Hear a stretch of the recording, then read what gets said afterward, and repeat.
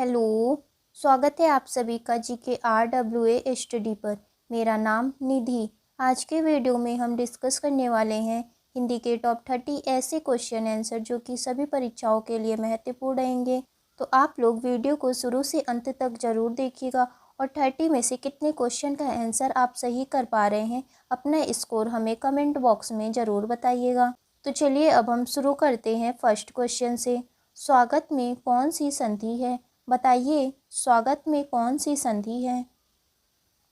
यड़ संधि। स्वागत में यड़ संधि है और इसका संधि विच्छेद होगा सु धन आगत। यह छोटा ऊ प्लस आ बराबर वा से बना है। कमलेश में कौन सी संधि है? बताइए, कमलेश में कौन सी संधि है? गुण संधि। कमलेश में गुण स्वर संधि है और इसका संधि विच्छेद होगा कमल धन ईश और यह छोटा अ प्लस बड़ी ई बराबर ए से मिलकर बना हुआ है।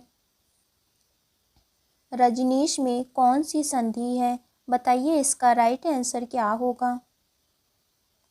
दीर्घ संधि। रजनीश में दीर्घ स्वर संधि है और इसका संधि विच्छेद होगा रजनी धन ईस। यह बड़ी ई प्लस बड़ी ई बराबर बड़ी ई से मिलकर बना हुआ है। स्वतंत्र रूप से बोले जाने वाले वर्ण को क्या कहते हैं? बताइए, इसका राइट आंसर क्या होगा? ऑप्शन सी इसका राइट आंसर होगा। स्वतंत्र रूप से बोले जाने वाले वर्ण को स्वर कहते हैं। निम्न में से नासिक्य व्यंजन कौन सा है? बताइए, इनमें से कौन सा नासिक्य व्यंजन है? अड़। अड़ नासिक्य व्यंजन है। नासिक्य व्यंजनों की संख्या 5 होती है। अंग, इय, ड़, न, म। घ का उच्चारण स्थान क्या है? बताइए, घ का उच्चारण स्थान क्या है? कंठ। घ का उच्चारण स्थान कंठ है। क, ख, ग, घ, अंग इन सभी वर्णों के उच्चारण स्थान कंठ है।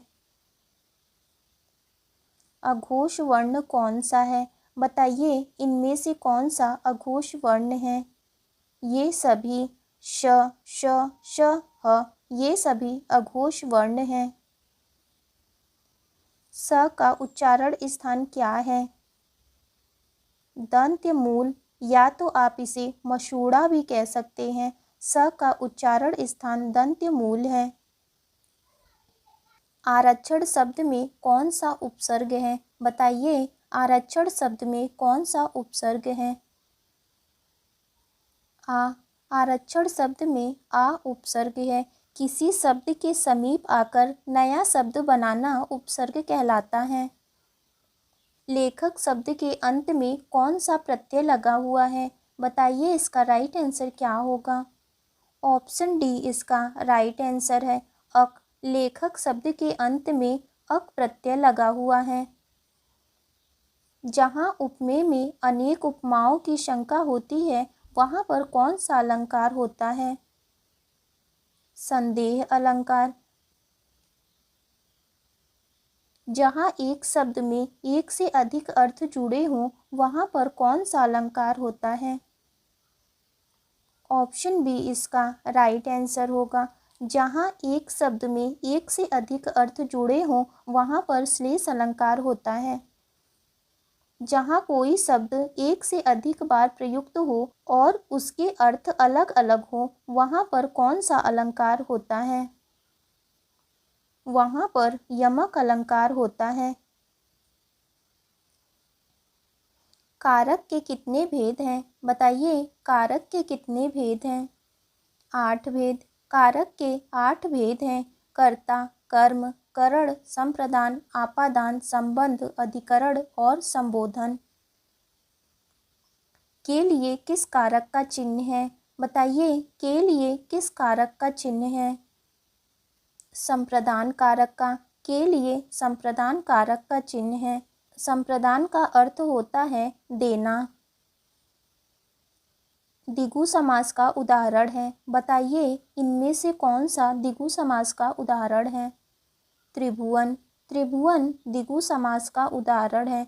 इसका समास विग्रह होगा तीन भुवनों का समाहार। भुवन शब्द का अर्थ है स्वर्ग, पृथ्वी और पाताल। इनमें से कौन सा द्वंद्व समास का उदाहरण है? बताइए, इनमें से कौन सा द्वंद्व समास का उदाहरण है? देश विदेश। देश विदेश में द्वंद्व समास है। द्वंद्व समास का दोनों पद प्रधान होता है। चरण कमल में कौन सा समास है? बताइए, चरण कमल में कौन सा समास है? कर्मधारय समास।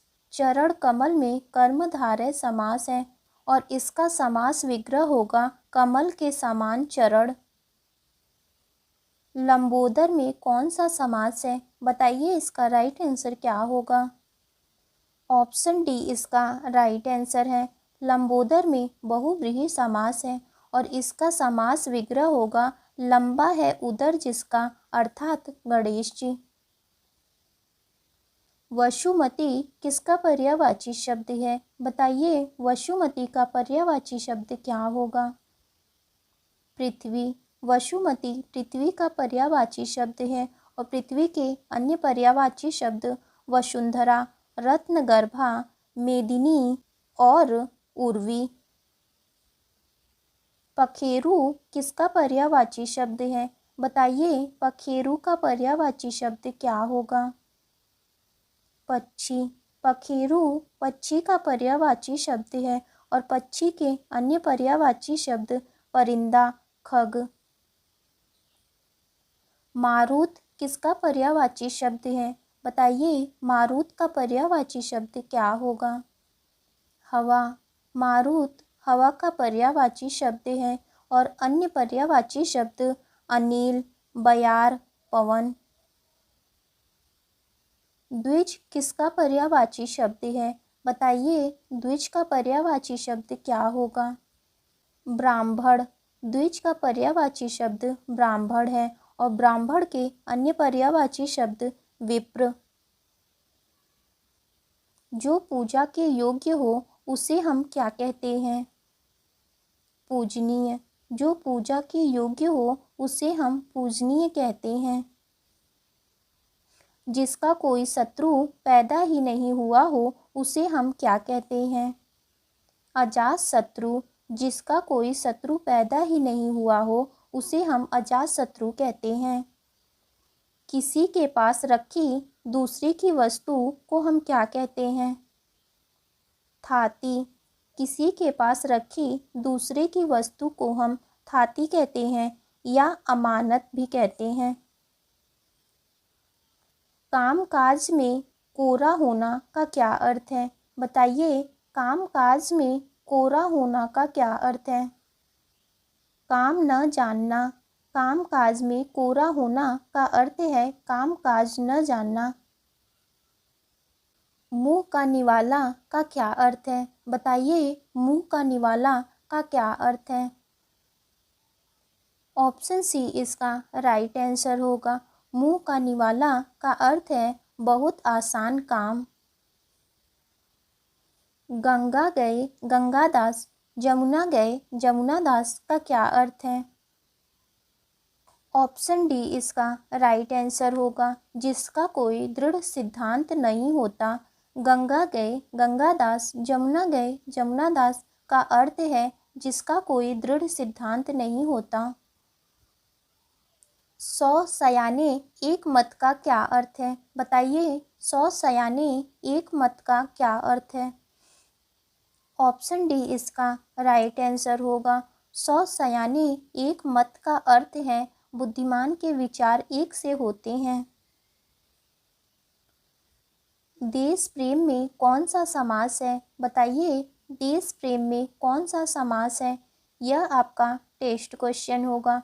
इसका आंसर आपको कमेंट बॉक्स में ज़रूर बताना है। तो आज की वीडियो आपकी यहीं तक थी। वीडियो अच्छी लगी हो तो लाइक करें, शेयर करें। अगर आप चैनल पे नए हैं तो चैनल को ज़रूर सब्सक्राइब करें।